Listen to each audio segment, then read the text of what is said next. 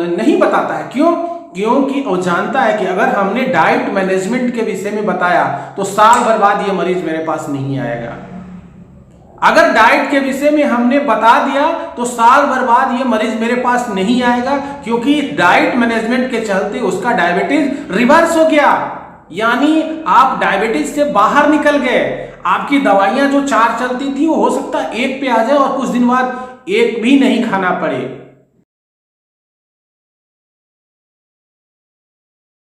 घड़ी को देखिए मत, घड़ी की तरह चलते रहिए। ये सूत्र आपको अपनी पर्सनल लाइफ में भी सफलता पाने के लिए, और अगर कोई बीमारी है उसके लिए भी ये जरूरी है कि इस तरह अगर आप चलते रहते हैं तो जो कुछ फिजियोलॉजिकल डिसऑर्डर है, जैसे कि ब्लड प्रेशर, जैसे कि शुगर, जैसे कि मोटापा, अगर आप घड़ी की तरह चलते रहते हैं तो इससे भी छुटकारा पा सकते हैं। हाँ दोस्तों, मैं हूं डॉक्टर मुकुंद और हेल्दी निदान में आपका स्वागत है।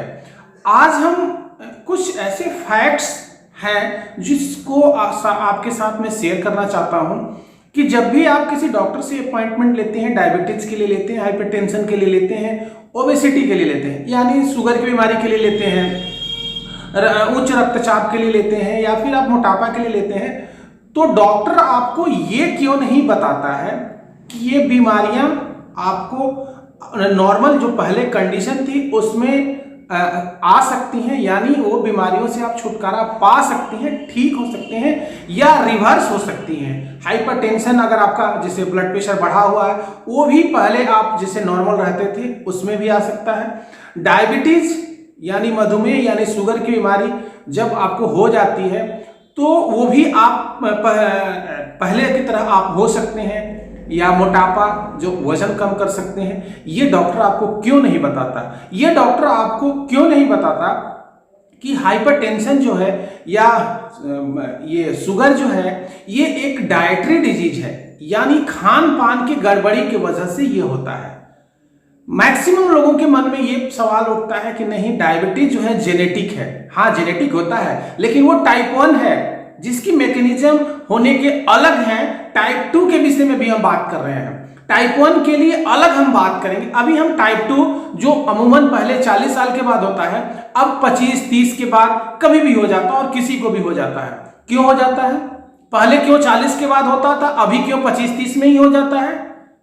ये सब जो हमारे मॉडर्न लाइफ स्टाइल आए, खाने पीने की चीजें जो मार्केट में इंट्रोड्यूस हुई, जो हमने फास्ट फूड, फैटी फूड्स और रेडी टू यूज फूड्स पे जो हमने शिफ्ट हुआ, वो सबसे बड़ा कारण है आपको ये बीमारी को होने के लिए। पहले आप देखते थे जब भी आप सॉफ्ट ड्रिंक्स यानी कोल्ड ड्रिंक पीते थे, पहले 5 रुपए की छोटी बोतल में आती थी, फिर उसके बाद से आपको 300 ml की बोतल हो गई जो 10-12 रुपए की मिलती है।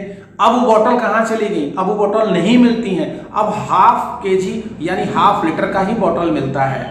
इसका मतलब ये है कि कुछ चीजें हमारे लिए मार्केटिंग की वजह से जबरदस्ती हमारे लाइफ में ढकेली गई है, जबरदस्ती हमको दिया जा रहा है। ये नहीं बताया जा रहा है कि वो ½ लीटर जो कोल्ड ड्रिंक है उससे धीरे धीरे आपके शरीर में क्या परिवर्तन होने वाला है। आप तो सोचते हैं कि ½ लीटर पिए हैं, लेकिन अगर लगातार उसको आप कंज्यूम करते हैं तो आपके लाइफ में, आपके शरीर पर, आपके फिजियोलॉजी में यानी शरीर की जो क्रिया है उसमें क्या अंतर पड़ने वाला है।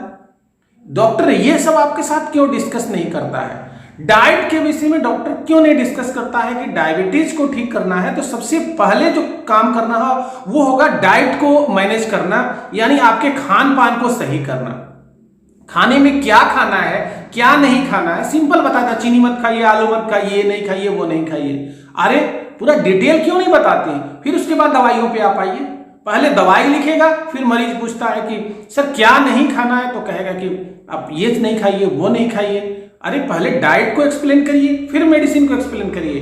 क्या आप दवा लेते हुए पूरी जिंदगी आप समझ पाते हैं कि शुगर आपका कंट्रोल होता है? नहीं, इनिशिएशन 1 दवाई से होती है, फिर 2 दवाइयां जुड़ती हैं, फिर 3 दवाइयां जुड़ती हैं, कभी कभी इंसुलिन तक भी शिफ्ट होने पड़ता है। आगे के वीडियो में हम बताएंगे कि जो डायबिटीज की दवाइयां हैं ये इतनी खतरनाक हैं, इतनी वर्स्ट हैं कि आपके लाइफ में आपके जीवन में क्या क्या परिवर्तन लाती हैं। आपका वजन बढ़ा देती हैं, आपको ब्लैडर कैंसर तक पैदा कर देती हैं। कुछ ही दवाइयां हैं जो सेफ हैं, लेकिन मैक्सिमम दवाइयां मार्केट में आने के बाद से आप कंज्यूम किए जा रहे। आप सोचते हैं कि मैंने डीएम एंडोक्राइनोलॉजी से दिखाया है, वो बड़ा डॉक्टर है लखनऊ, दिल्ली, पटना, यानी शहरों में बैठा हुआ तो अच्छे से लिख रहा है।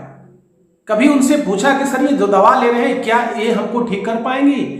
आप नहीं पूछते और वो नहीं बताता है। ये मार्केटिंग का एक बहुत बड़ा नेक्सस है जिसको आप समझ नहीं पाते, आम पेशेंट समझ नहीं पाता है। जल्दी के चक्कर में ना बीमारी ठीक होती है और उधर से दवाइयों का बोझ आपके ऊपर पड़ जाता है। डॉक्टर को नहीं बताता है, क्योंकि वो जानता है कि अगर हमने डाइट मैनेजमेंट के विषय में बताया तो साल भर बाद ये मरीज मेरे पास नहीं आएगा।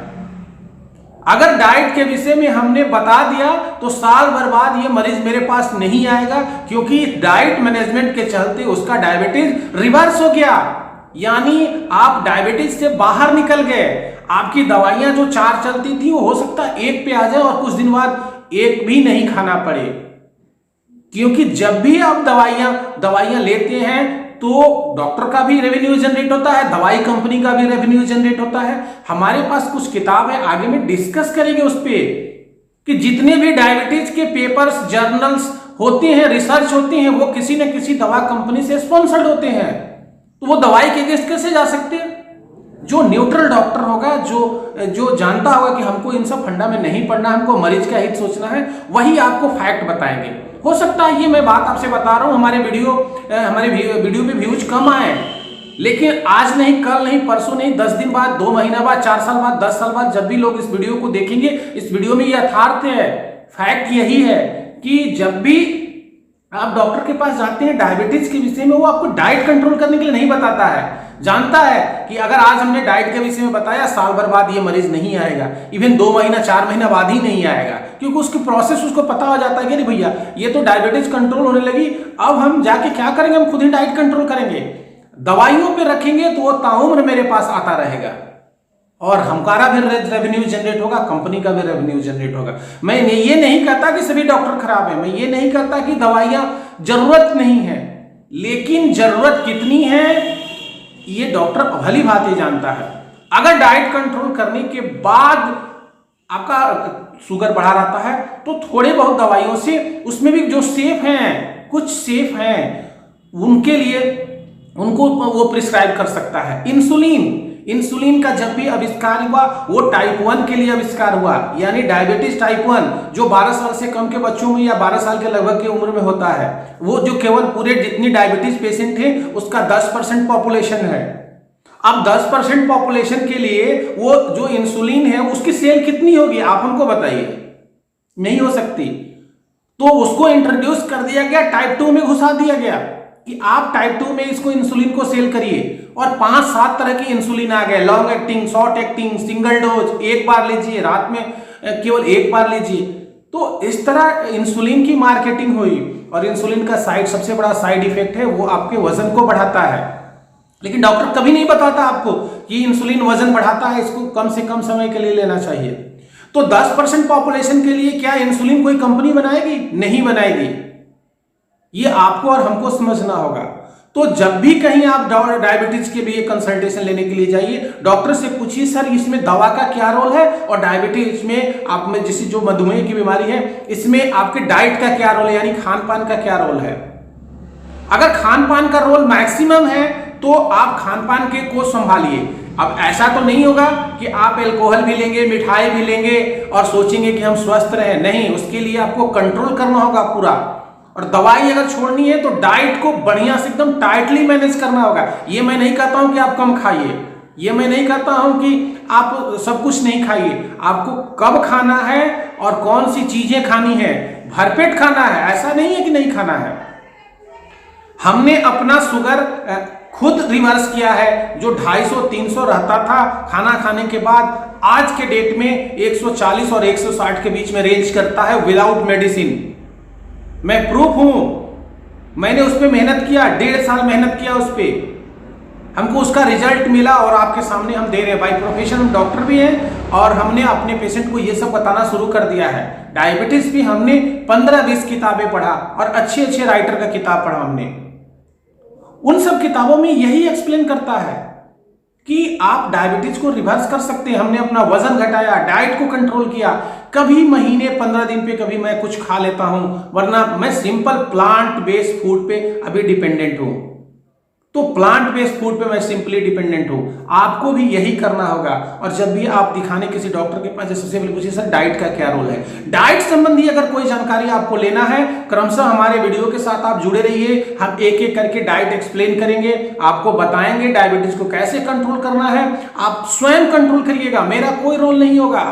हम केवल गाइड करेंगे, कंट्रोल आप करेंगे। मेरे से कुछ नहीं होने वाला है, जो करना है आपको करना होगा। और जैसे ही आप मेरे साथ जुड़ेंगे, डायबिटीज के विषय में जितने भ्रम हैं, हाइपरटेंशन को रिवर्स कराएंगे। जितने भी व्यूअर्स हमारे इस वीडियो को देख रहे हैं, वो धैर्य बना कर रखिए। अगर कोई आपके जान पहचान का है तो उसको इस वीडियो को शेयर करिए, हमारे चैनल के साथ जुड़ा रहे। आगे आने वाले वीडियो में क्रमशः हम बताएंगे कि आपके डायबिटीज, आपके हाइपरटेंशन को, आपकी ओबेसिटी को हम कैसे कम करेंगे। और तीनों एक ही साथ है। साथ में बोनस होगा, आपके फैटी लीवर को, जो फैटी शब्द लगा हुआ है ना, वो हट जाएगा, केवल हेल्दी लीवर होगा।